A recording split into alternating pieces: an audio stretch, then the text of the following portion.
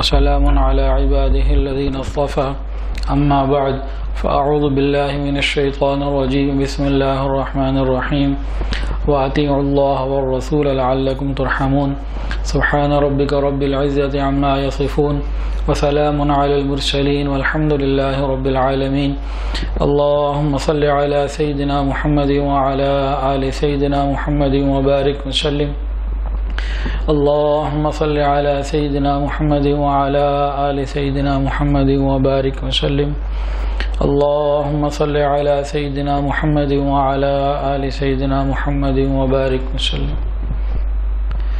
آج چوتھی شب ہے اور چوتھے سپارے کے بارے کے اندر چند باتیں ذکر کرنی ہیں۔ یہ تو ایک پورا سمندر ہے۔ اللہ فرماتے ہیں وَأَطِيعُوا اللَّهَ وَأَطِيعُوا الرَّسُولَ لَعَلَّكُمْ تُرْحَمُونَ، اور تم اطاعت کرو اللہ رب العزت کی اور حضور پاک صلی اللہ علیہ وسلم کی تاکہ تم پر رحمت فرم کی جائے۔ ہم میں سے ہر شخص اللہ سے رحمت مانگتا ہے، یا اللہ رحم فرمائیے، یا اللہ رحمت عطا فرما دیجئے۔ تو رحمت کے حصول کا طریقہ اللہ اور اس کے رسول کی اطاعت ہے۔ کیا مطلب؟ جو کہا گیا وہ کرنا ہے، جس سے منع کیا گیا اس سے رکنا ہے۔ اور آگے فرمایا وَسَارِعُوا إِلَى مَغْفِرَةٍ مِّن رَبِّكُمْ وَجَنَّةٍ عَرْضُهَا السَّمَاوَاتُ وَالْأَرْضُ أُعِدَّتْ لِلْمُتَّقِينَ، جنت کی طرف دوڑو جو متقین لوگوں کے لیے، نیک متقی پرہیزگار لوگوں کے لیے بنائی گئی ہے۔ تو جنت کی طرف رغبت دلائی گئی اور کہا گیا اس کی طرف ہمت کرو، محنت کرو۔ اور آگے فرمایا الذین ينفقون، اہل جنت کی صفات، جنت کی طرف دوڑنے کا حکم اور متقین کی وہ جگہ ہے۔ پھر آگے جنتیوں کی صفات بتائی جا رہی ہیں، وہ کیا ہیں؟ الذین ينفقون فی السراء والضراء، ایک صفت یہ بتائی کہ وہ اللہ کے راستے میں خرچ کرتے ہیں چاہے ان کو آسانی ہو یا تنگی ہو۔ جب مال کی فراوانی ہوتی ہے تب بھی اللہ کے راستے میں خرچ کرتے ہیں، اور جب مالی تنگی ہوتی ہے تب بھی اللہ کے راستے میں خرچ کرتے ہیں۔ یہ سخاوت یہ دل کا عمل ہے، یہ مال سے اس کا کوئی تعلق نہیں۔ سخاوت ایک صفت ہے جو انسان کو اللہ عطا فرماتے ہیں، مال ہونا یا نہ ہونا اس سے سخاوت کا کوئی مسئلہ نہیں۔ بہت سارے سخی ایسے بھی ہیں جن کے پاس مال نہیں، بہت سارے مال والے ایسے ہیں جن کے پاس سخاوت نہیں۔ شیطان ہمارا دشمن ہے، وہ ہمیں ہر اعتبار سے دائرہ شریعت سے باہر نکالنے کی کوشش کرتا ہے۔ ایک آدمی کے پاس مال ہے اور اس کو خرچ کرنے کی عادت بھی ہے، تو اس کو کیسے شریعت کے دائرے سے باہر نکالتا ہے؟ اس کو کہتا ہے کیا کہنے ہیں تیرے، کیا بات ہے تیری، تو یاروں کا یار ہے، بڑی شان ہے تیری، اس سے گناہ کے کاموں میں خرچ کروائے گا اور دائرہ شریعت سے باہر کھڑا کر دے گا۔ ایک اور آدمی ہے، اس کے پاس مال تو ہے لیکن خرچ کرنے کا حوصلہ نہیں ہے۔ اس کو کیا کہے گا؟ اس کو فضول خرچی کی ترغیب نہیں دے گا، اس کو کہے گا بچا کے رکھ، بڑھاپے میں کام آئے گا، کوئی ایکسیڈنٹ ہو گیا، کوئی ضرورت پیش آ گئی، بچا کے رکھ۔ اس سے اتنا بچانے کی تلقین اس کو کرے گا کہ یہ بیوی بچوں کے جائز ضروری اخراجات بھی نہیں کرے گا، وہاں سے بھی ڈنڈی مارے گا، یعنی اس کو کنجوس بنا دے گا اور اس کو بھی دائرہ شریعت سے باہر نکال دے گا۔ تو ہم نے دائرہ شریعت میں رہنا ہے، ضروریات پر بھی خرچ کرنا ہے اور اللہ کے راستے میں بھی خرچ کرنا ہے۔ اہل جنت کی صفات ہیں الذین ينفقون فی السراء والضراء، کہ وہ اللہ کے راستے میں خرچ کرتے ہیں چاہے ان کو تنگی ہو چاہے فراوانی ہو۔ اور اگلی صفت بتائی الکاظمین الغیظ، اہل جنت کی صفات میں سے یہ ہے کہ وہ غصے کو پی جانے والے ہیں۔ یہ نہیں کہ انہیں غصہ آتا ہی نہیں، ایسا نہیں ہے، بلکہ فرمایا غصے کو پی جانے والے ہیں۔ غصہ آتا ہے لیکن اس کے اوپر کنٹرول بھی ان کو ہے۔ صاحب روح المعانی نے امام زین العابدین رحمۃ اللہ علیہ کا واقعہ نقل کیا ہے۔ ان کی باندھی تھی، ان کو وضو کرا رہی تھی، برتن یا لوٹا کیا تھا وہ گرا، ان کے چوٹ لگی تو ایک دم غصے سے اس کو دیکھا۔ اس نے جیسے ہی دیکھا نا غصے سے ہیں، تو یہ بھی اسی گھر کی تربیت یافتہ تھی، اہل بیت کے مزاج کو جانتی تھی۔ اس نے یہی پڑھا الکاظمین الغیظ، قرآن پڑھا، الکاظمین الغیظ، غصے کو پی جانے والے۔ انہوں نے فرمایا کظمت غیظی، میں نے غصے کو پی لیا۔ آگے پڑھا والعافین عن الناس، معاف کرنے والے، فرمایا عفوت عنک، جا تجھے معاف کیا۔ پھر اور آگے قرآن پڑھا، دیکھا نا لوہا گرم ہے، واللہ یحب المحسنین، اور اللہ محبت کرتے ہیں احسان کرنے والوں سے۔ فرمانے لگا اچھا جا تجھے میں نے اللہ کی راہ میں آزاد کیا، اللہ کے لیے آزاد کیا۔ یہ ایسے حضرات تھے کہ قرآن سنتے جاتے تھے اور ان کا عمل بالقرآن ہوا کرتا تھا۔ تو اہل جنت کی صفات کیا بتائی اس آیت میں؟ الذین ينفقون فی السراء والضراء، کہ وہ تنگی ہو یا سختی، یا فراوانی اللہ کے راستے میں خرچ کرتے ہیں۔ والکاظمین الغیظ، غصے کو پی جاتے ہیں۔ والعافین عن الناس، لوگوں کو معاف کرنے والے ہیں۔ واللہ یحب المحسنین، اللہ فرماتے ہیں اللہ ایسے بندوں سے محبت فرماتے ہیں۔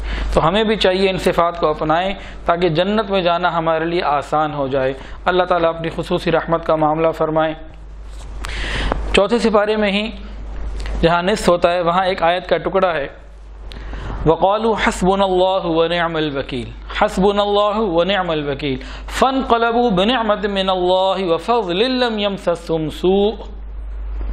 ایک چھوٹا سا حصہ ہے پڑھنے کے لیے، حسبنا اللہ ونعم الوکیل۔ ہوا کیا تھا؟ غزوہ احد کے موقع پہ صحابہ کرام کو ڈرانے کے لیے لوگ آئے کہ تم وہاں جاؤ گے، ادھر دشمن اتنے ہیں، تمہارا یہ ہو جائے گا، تمہارے ہاتھ میں کچھ نہیں، کمزور ہو، ان کے پاس یہ ہے وہ ہے، یہ طاقت ہے، مختلف انداز سے ڈرایا۔ جتنا وہ ڈراتے گئے قرآن میں آتا ہے ان کا ایمان بڑھتا گیا اور کہتے تھے حسبنا اللہ ونعم الوکیل، ہمیں اللہ کافی ہے، وہ بڑا اچھا کارساز ہے۔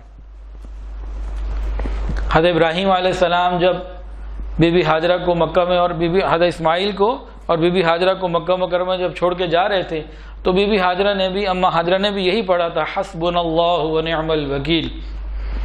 علماء نے اس کے بارے میں مختلف کتابیں لکھی ہیں، مستقل اس کے اوپر تفصیلات اور عنوانات ہیں، یہاں تک فرمایا کہ جو آدمی بھی اس کو تکلیف اور پریشانی میں یقین کے ساتھ پڑے گا، اللہ رب العزت ضرور بالضرور اس کو تکلیفوں سے نکالیں گے اور اس کو نعمتیں عطا فرمائیں گے۔ فانقلبوا بنعمت من اللہ، پھر اللہ اس کو نعمتیں عطا فرمائیں گے۔ جس نے پڑھا، جب پڑھا یقین کے ساتھ اس کو فائدہ ہوا۔ بلکہ ایک بزرگ نے تو یہاں تک لکھ دیا، کہنے لگے کہ اگر کوئی شخص حسبنا اللہ ونعم الوکیل پڑھتا رہے اور کہے مجھے فائدہ نہیں ہوا، اس کے ایمان کی فکر کرنی پڑے گی، اس کا ایمان بھی ٹھیک ہے کہ نہیں۔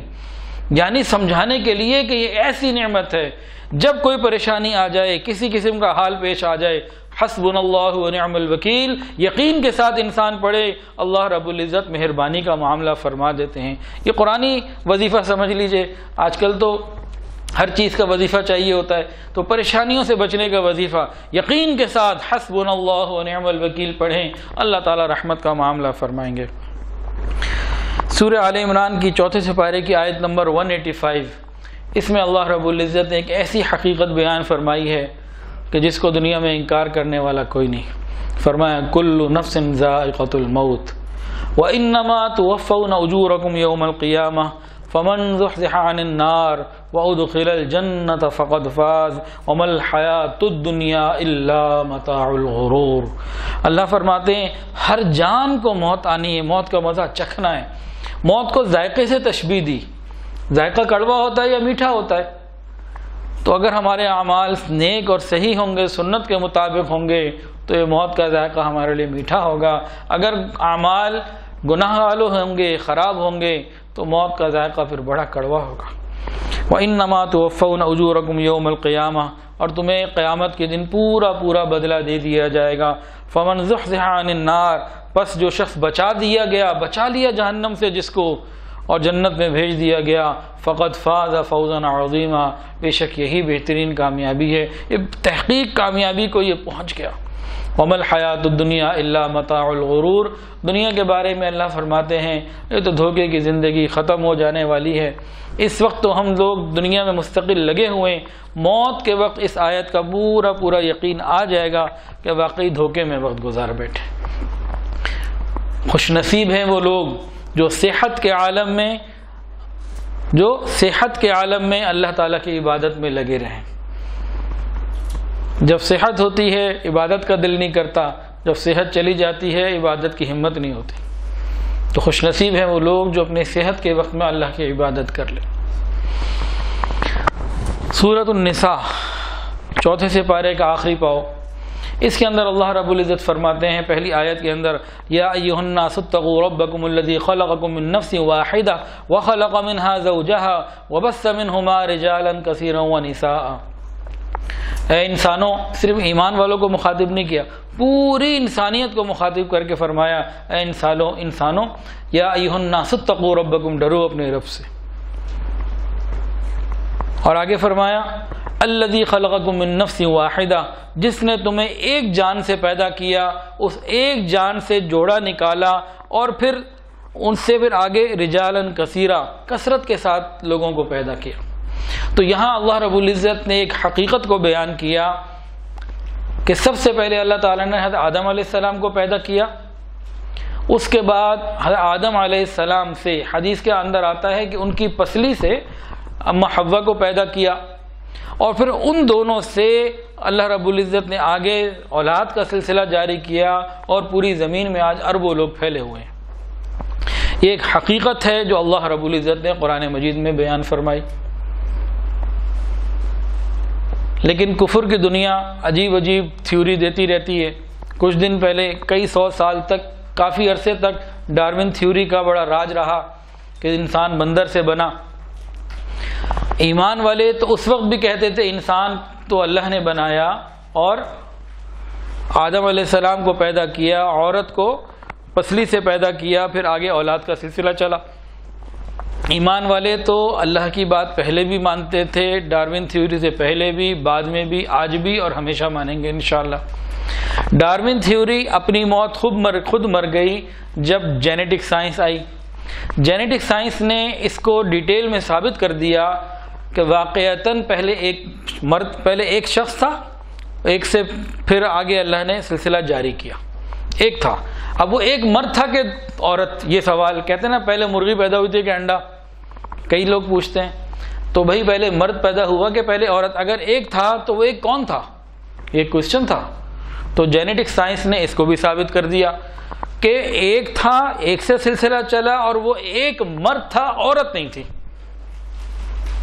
ہمیں تو قرآن کے اوپر یقین ہے، ہمارے پروردگار نے بتا دیا، ہم نے آنکھیں بند کی اور قبول کر لیا۔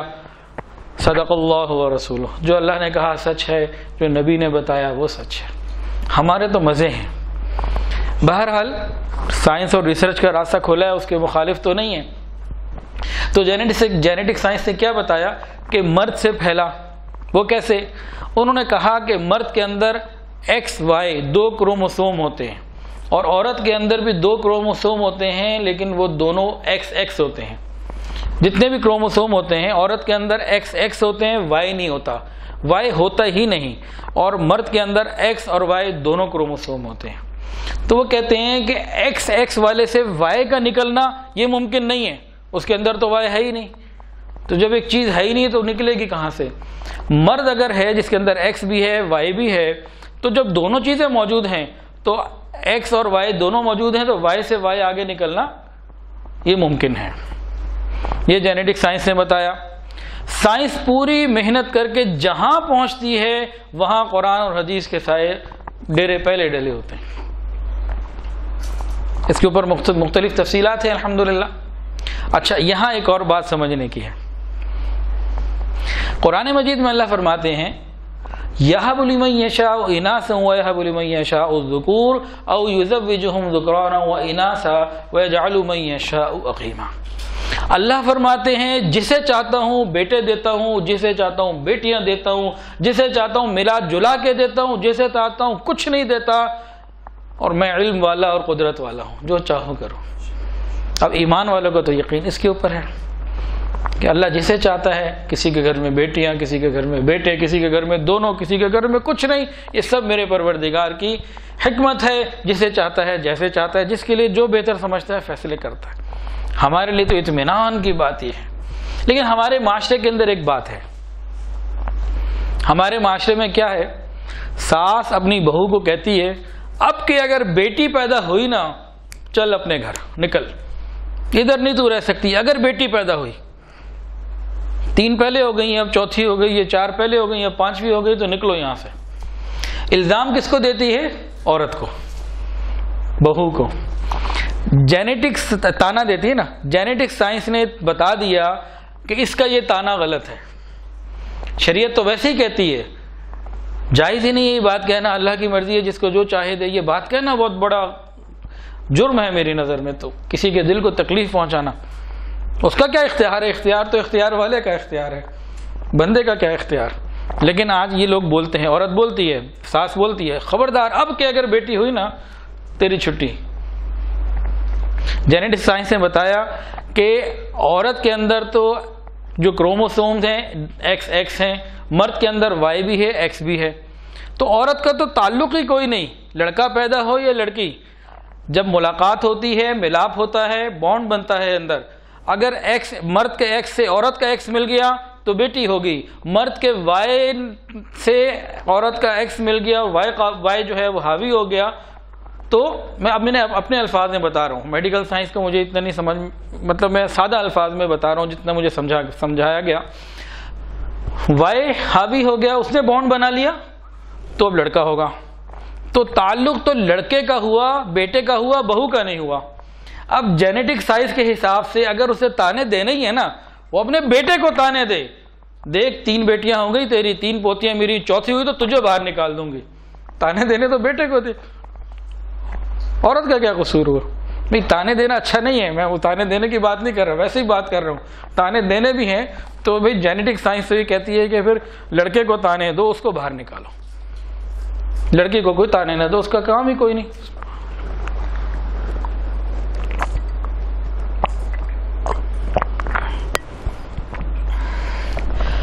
اسی سورت کے دوسرے رکوع میں یوصیکم اللہ فی اولادکم للذکر مثل حظ الانثیین، اس میں اللہ رب العزت نے وراثت کے معاملات اور کس کا کتنا بنتا ہے، بیٹے کا کتنا، بیٹی کا کتنا، پوری تفصیل اللہ نے خود بیان کر دی.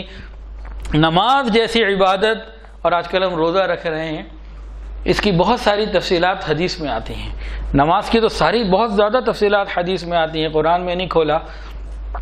لیکن وراثت کے معاملے کو اللہ نے قرآن میں کھول دیا کہ دیکھو تم نے اس کو ادا کرنا ہے، قیامت کے دن آؤ گے پوچھ میں خود کروں گا. اب اس میں تفصیلات تو بہت زیادہ ہیں، میں صرف ایک بات ذکر کر کے اگلے پوائنٹ پہ جاتا ہوں جس پہ بات مکمل کرنی ہے.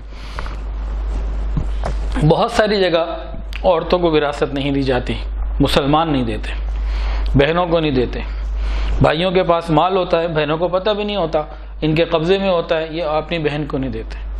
ویسے ہی کہتے تمہیں بھائی چاہیے، مال چاہیے، اس کو پتہ ہے ملنا تو ہے نہیں. اگر میں نے کہا مال تو تانے ملنے، تو مجبوری میں وہ کہہ دیتی ہے بھائی چاہیے، رشتہ چاہیے. اس قسم کی باتیں کرتے ہیں، یا کچھ منہ بند کرنے کے لیے دے دیتے ہیں، حق ادا نہیں کرتے. اس کے بارے میں یہ جو جنرلی معاف کروا لینا ہے نا کہ بھائی چاہیے کہ مال، اور اس طرح زبردستی معاف کروا لینا، کیا یہ معاف ہو جاتا ہے؟ اس کو سمجھنا ہے. حضرت اقدس حضرت مولانا اشرف علی تھانوی رحمۃ اللہ علیہ فرماتے ہیں، اپنی کتاب میں انہوں نے لکھا کہ اس طرح معاف کروانے سے معاف نہیں ہوتا. قیامت کے دن اگر اس بہن کو پتہ لگا نا میں جا رہی ہوں جہنم میں اور اپنے بھائی سے میں حق لے سکتی ہوں، اس وقت کوئی بہن ایسی نہیں ہوگی جو 1 روپے کا حق چھوڑے. جہنم میں جانے کے لیے کوئی تیار نہیں ہوگا. پھر انہوں نے ایک مثال دی، انہوں نے کہا دیکھو تم جس بہن سے کہہ رہے ہو نا بھائی چاہیے کہ مال، وہ کہتی ہے نہیں مجھے تو بھائی چاہیے. اب اتنی پیاری بہن کو اس کا پورا حصہ اس کو دے دو، اس کے ہینڈ اوور کر دو. جب اس کو اس مال کی حرارت مل جائے، اس کی لذت مل جائے، اس کے اندر اس کی جو تراوٹ ہے نا مال کی خوشی وہ آ جائے، 1 ہفتے بعد اس کے پاس جاؤ، میری پیاری بہن کتنی اچھی تم بہن ہو، میرے جو تیرا مال واپس دے دو. کہتے ہیں 1 بہن واپس نہیں دے گی، فرماتے ہیں کہ 1 بہن بھی واپس نہیں دے گی. یہ جب کہتے ہیں جب تم معاف کروا رہے ہو بہنوں سے، نہ اس کے پاس مال کی حلاوت آئی، نہ اختیار آیا، نہ لذت آئی، اس کے پلے تو ہے ہی کچھ نہیں. ایسے معاف کروانا نہیں. انہوں نے کہا اگر معاف ہی کروانا ہے، اتنی اچھی تمہاری بہن ہے، اس کے ہاتھ میں اس کا پورا حصہ دو، چند دن بعد واپس مانگو. کہتے ہیں پھر میں دیکھتا ہوں کون سی بہن واپس کرتی ہے. بھئی ہر چیز کا کوئی ٹیسٹ ہوتا ہے نا، یہ بھی ایک ٹیسٹ ہے، پتہ لگ جائے گا بہن کو کتنی محبت ہے بھائی سے. یہ بڑوں کی باتیں ہیں، حکمت والی باتیں ہیں. اللہ اکبر کبیرہ.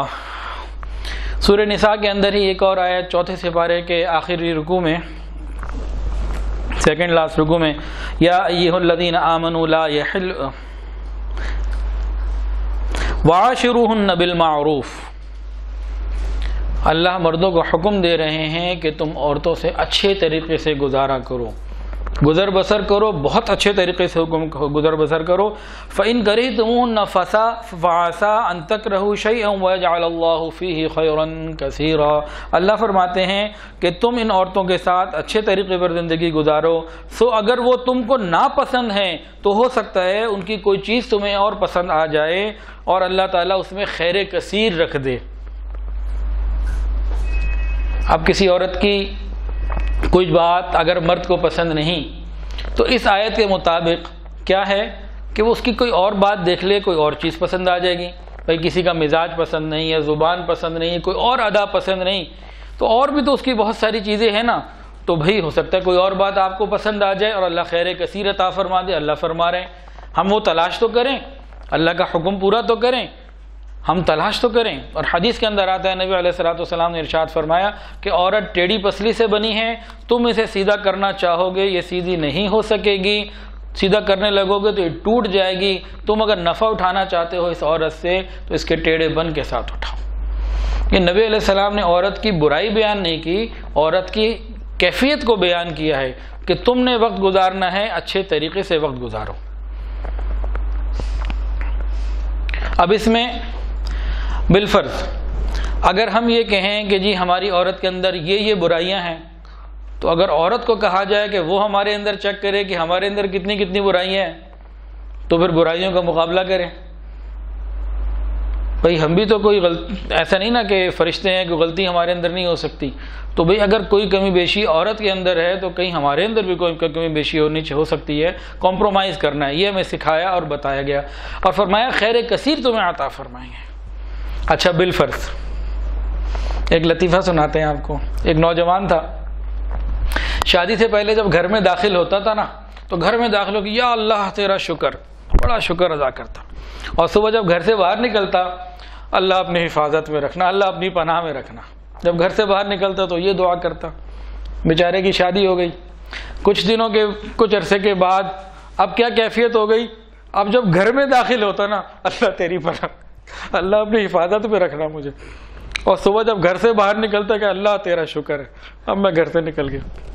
چلو بھئی اگر کسی کی بیوی ایسی بھی ہے، اگر کسی کی بیوی ایسی بھی ہے، تب بھی اس آیت کے اندر کیا مل رہا ہے کہ دیکھو اگر تمہیں اس کی کوئی بات پسند نہیں، تکلیف میں وقت گزار رہے ہو، پھر بھی تم صبر کرو، تم صبر کرو گے، صبر کرنے والے جنت میں جائیں گے، اور جنت خیر کثیر ہے، جنت تو خیر کثیر ہے، کتنی ہی تکلیف دینے والی کیوں نہ ہو، تم اگر صبر کے ساتھ وقت گزار لو گے، اللہ تعالیٰ کی سفارش اپنی بیوی کے حق میں قبول کر لو گے، وقت کو اچھا گزار لو گے کہ میرے اللہ نے مجھے یہ بتایا، میرے نبی نے مجھے کر کے دکھایا، مجھے اس کے اوپر عمل کرنا ہے، تو خیر کثیر تو پھر جنت ہے وہ ملے گی۔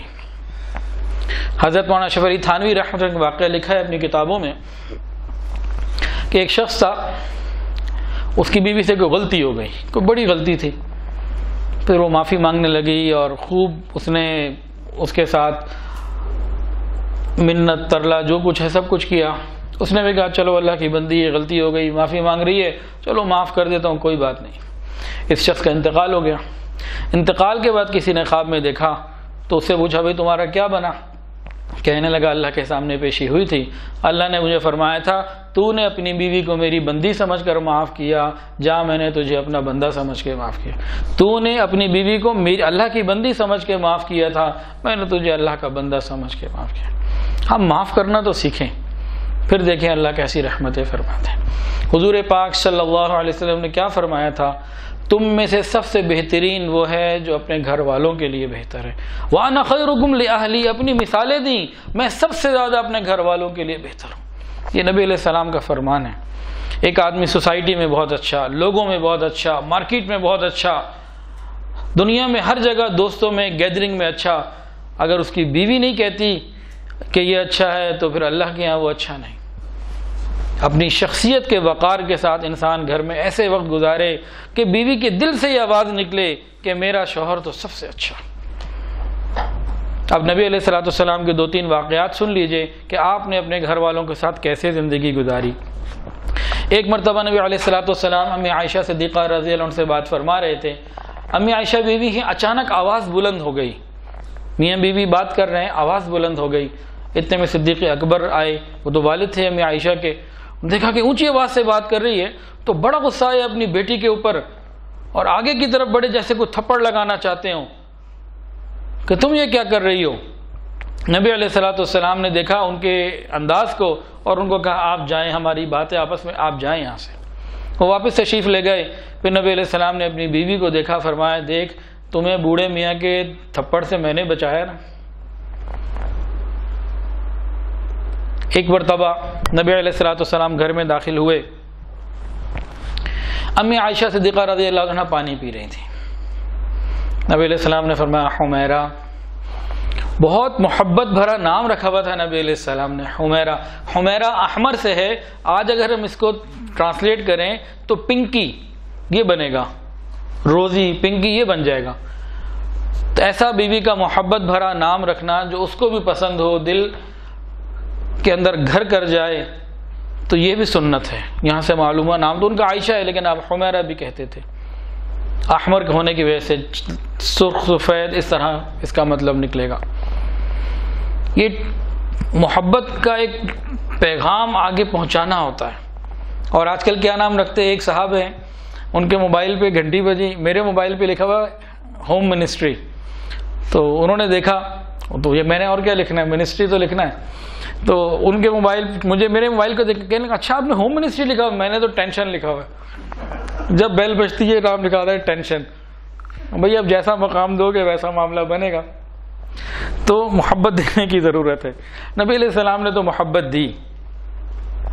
نبی علیہ السلام داخل گھر میں ہوئے, حمیرہ پانی میرے لیے بچا دینا. پانی پی رہی تھی. برکتیں تو نبی علیہ السلام کے ساتھ ہیں, بیوی سے بچا ہوا جھوٹا پانی پینے کی کیا ضرورت تھی. لیکن محبت اظہار مانگتی ہے. عمر کچھ بھی ہو, آپ کی عمر اسے تقریباً 60 سال کے قریب ہے, 54-55 میں تو شادی ہو رہی ہے, تو عمر کا معاملہ نہیں ہے. میاں بیوی کے اندر محبت کا اظہار آخری وقت تک رہنا چاہیے. میرے لیے پانی بچا دینا. امی عائشہ نے پانی پیا اور بچا دیا. نبی علیہ الصلوۃ والسلام نے پیالہ لیا.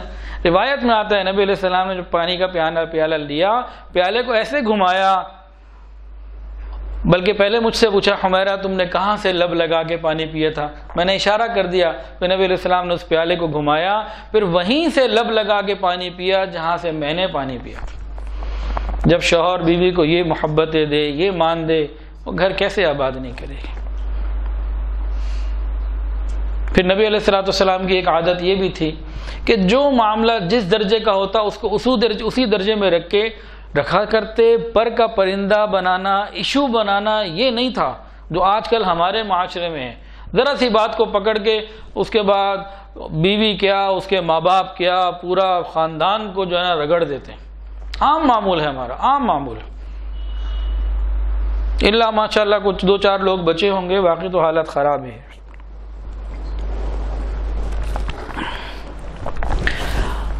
اب کسی کی کئی بیویاں ہوں نا, تو جو سوکن ہے نا تو اس کے ساتھ ایک عجیب غیرت کا اور ایک خاص مزاج سا بن جاتا ہے.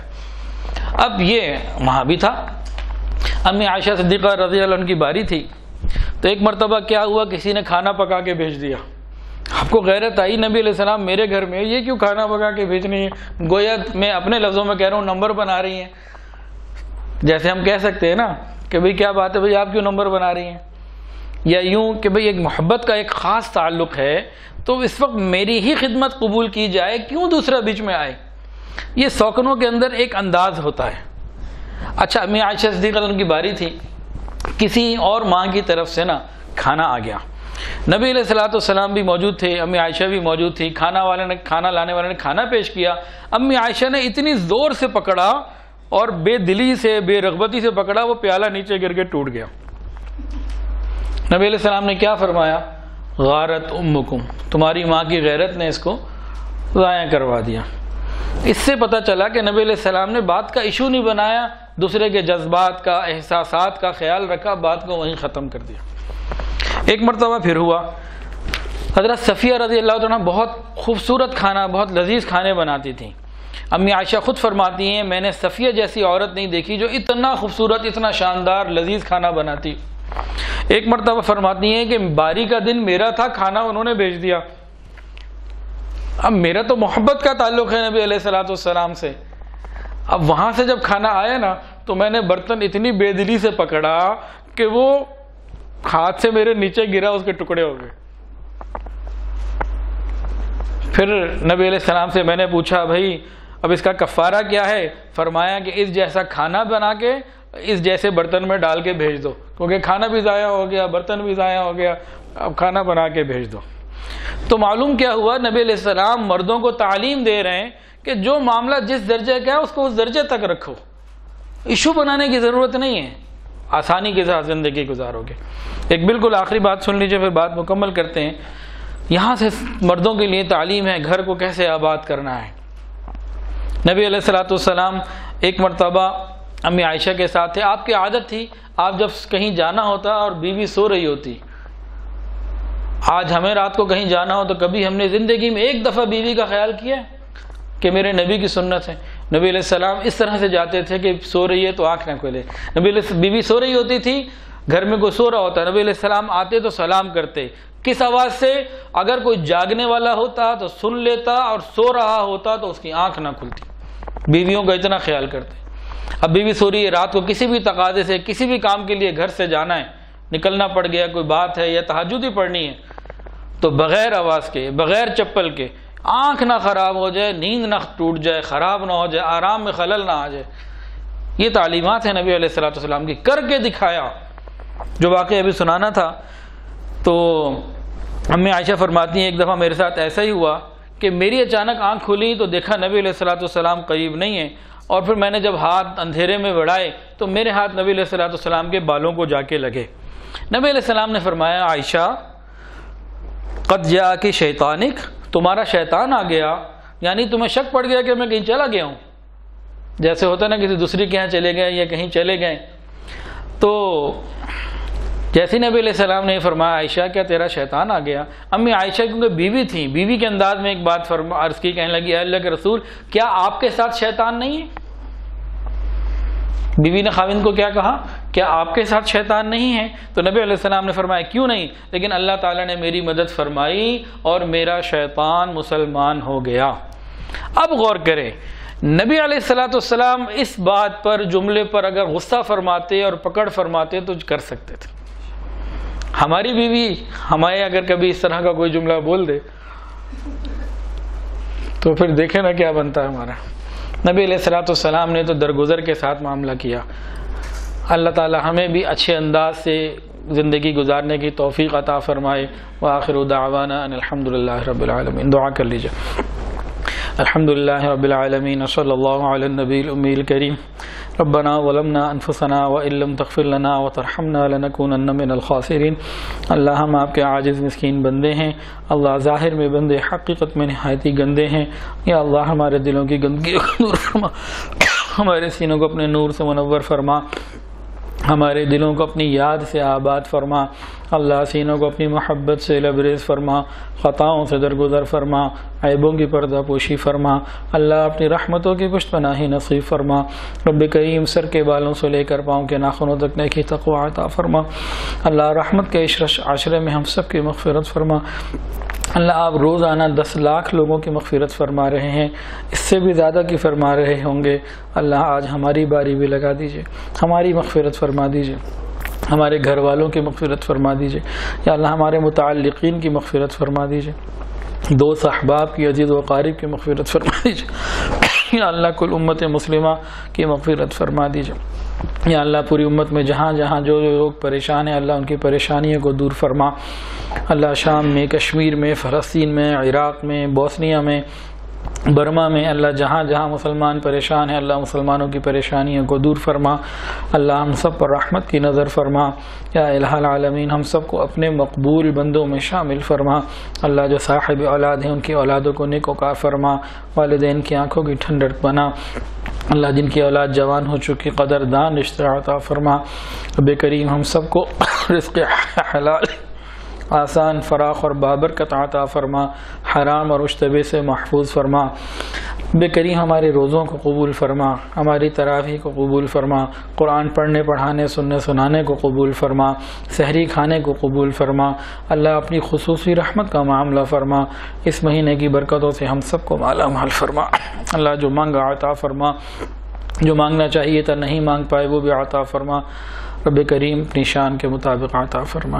یا اللہ تمام حاضرین کی تمام دلی نیک جائز حاجات کو پورا فرما۔ اللہ بہت سارے لوگوں نے بہت ساری دعاؤں کے لیے کہا، اللہ تمام لوگوں کی نیک جائز حاجات کو پورا فرما۔ وصلی اللہ تعالی علی خیر خلقہ سیدنا محمد وعلی آلہ وصحبہ۔